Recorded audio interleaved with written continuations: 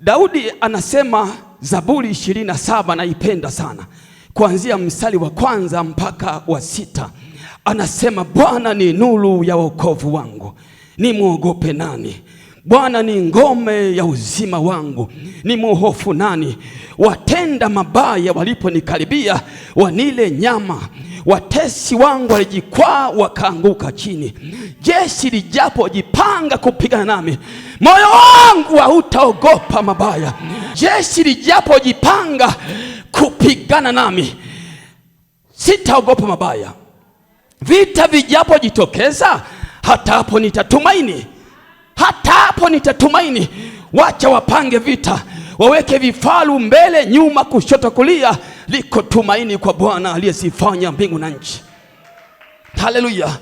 Akasema katika hali hiyo neno moja ameitaka kwa Bwana, na ndilo hili ambalo atalitafuta: kukaa nyumbani mwa Bwana siku zote za maisha yake, kutazama uzuri wake na kutafakari hekaluni mwake. Bwana Yesu ape sifa. Naomba utoke ulimwengu wa mwili, nenda ulimwengu wa roho, alafu umtazame Daudi jinsi alivyomjua Bwana. Anasema katika hali hiyo amelitaka neno moja: kukaa nyumbani mwa Bwana. Maana yake nini?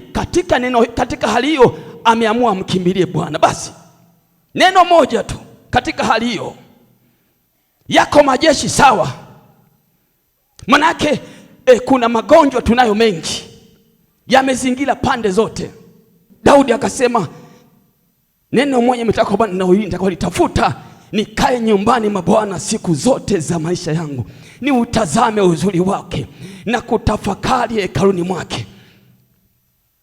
Anasema atanisitiri katika stara hema yake. Haleluya. Yeye huyu ataniinua juu ya mwamba. Akiinua juu ya mwamba, ndipo kichwa changu kitainuka juu ya adui zangu. Yeye anaamini kwamba pasipo Bwana huwezi kuinua ufalme wako, huwezi kuinua heshima yako. Hakuna kibali pasipo Bwana, hakuna heshima pasipo Bwana, hakuna baraka pasipo Bwana, hakuna utajiri pasipo Bwana, hakuna uzima pasipo Bwana, hakuna chochote pasipo Bwana.